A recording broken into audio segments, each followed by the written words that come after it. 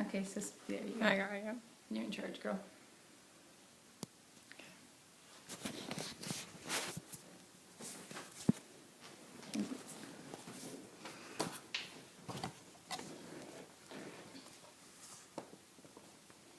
If my grandpa wanted me to talk about the great things in his life, it wouldn't be the success that he had with the military or how many medals he got, or even the battle with cancer. He would want me to talk about the good food he ate while traveling with his wife Barbara, or his 3 kids that have made him so proud over the years. My grandpa was a family man, a noble man, and someone that taught me so much about who I want to be when I grow up. The fact is, I'd like my speech to focus on the things he loved and wanted others to love as well: food, traveling, and of course, storytelling. My grandpa, John Joseph Thornton, was born on October 9th, 1935, at Newark Hospital. As a kid, he lived with his mom, Mary Lou Hoffaker Thornton, and his dad, John Norbert Thornton. He had 3 siblings, Mary Lou, Carol, and Richard. He went to St. Francis de Sales School on Grandview Street.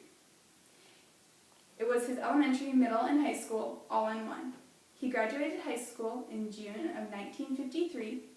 For his senior trip, they had a 1-week train trip to Washington, D.C., New York City, and Niagara Falls. He went to the University of Detroit to major in engineering. John took 2 years in the military to help pay for his college. While in the military, he had 6 weeks in summer camp at Fort Boggs in North Carolina. John worked at Honeywell's for 2 years. Honeywell's was an engineering company, and it was his first job. In 1957, John also met his wife, Barbara Walkie. His last assignment in the military was White Sands. The project was called the Manhattan Project. On September 17, 1960, John married Barbara. They had 3 kids, Brenda, Laura, and John.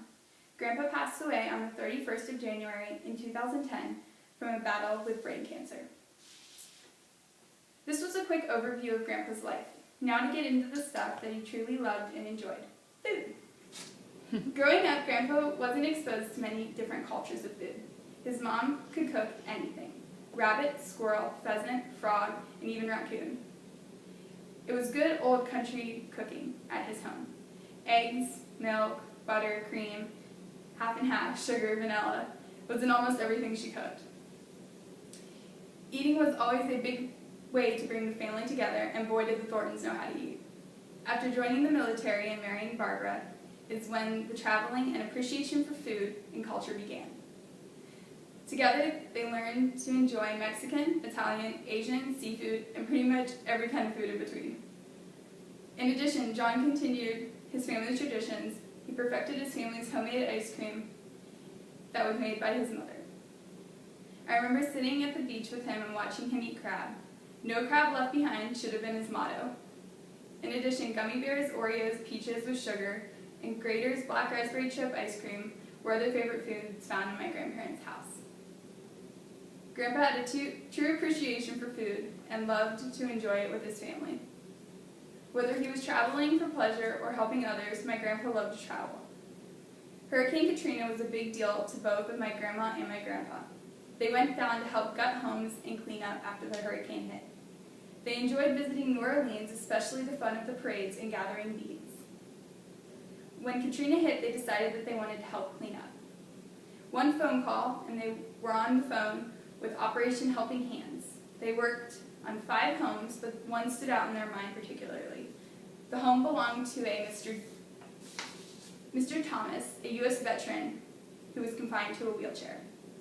I think it's amazing that my grandparents helped reconstruct just a few homes in New Orleans. They are amazing people, and I think about everyone but themselves. They had gone down to Long Beach, North Carolina since 1888. This is our family vacation spot. There's not been many years that someone from our family hasn't gone down. My grandparents rent out a beach house right on the beach, and the whole family piles in for a relaxing weekday. Long Beach is not a touristy place. There's not much to do but lay around and enjoy the family and good food.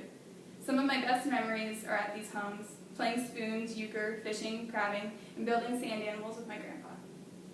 My grandpa passed along to me the passion for good food, travel, and loving life. There are many ways to celebrate John Thornton's life. Some may think the most obvious would be the strength that he showed while battling cancer, or his career success, or even his love for nature. However, I believe that he would want us to remember and celebrate him through food, travel, and family.